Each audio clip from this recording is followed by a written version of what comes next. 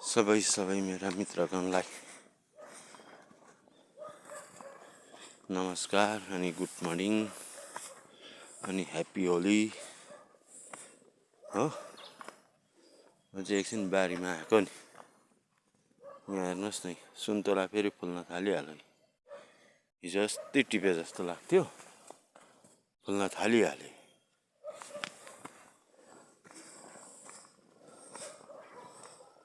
यहाँ हेर्न नि, मकै उम्रिन त उम्रे नि, बाँदर ल्याएर मान्छेले चामल केलाए जस्तो केलाउन थालिहाल्यो।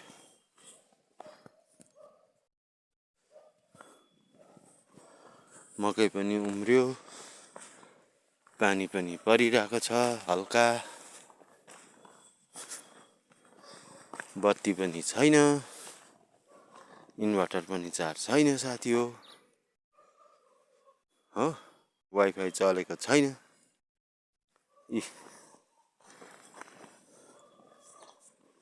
यस्तो हुँदा नेटै चल्दैन हाम्रोमा नि, एयरटेलको नि।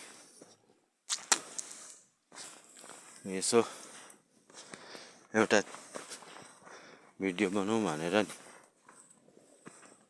यसो बारी पनि घुमिने, मर्निङ वाक पनि हुने, अनि एउटा सानो भिडियो पनि बनाउने।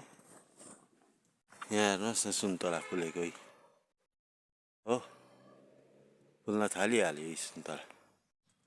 यहाँ हेर्नुहोस् त, असिना आइदिएन भने त राम्रै हुन्छ। असिना आइदियो भने चाहिँ सकियो।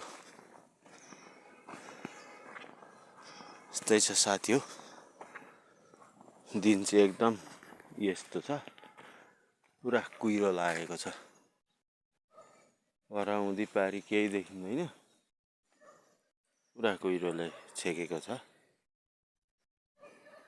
हो। सुन्तलामा यसरी मल हालेको छ, ढक ढक ठिक्क पानी पनि आइदियो, साह्रो राम्रो भयो सुन्तलालाई।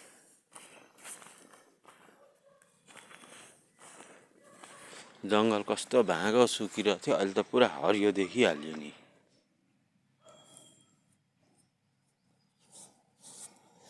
तपाईँहरू के गर्नु हुँदैछ कोनि? म चाहिँ यहाँ बारी घुम्न आएको।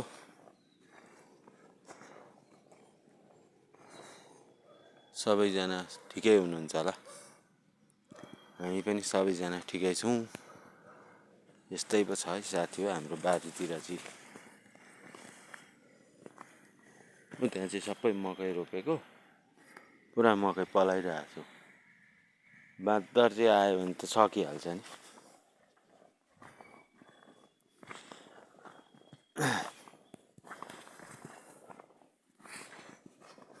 यस्तै पो छ है साथी हो।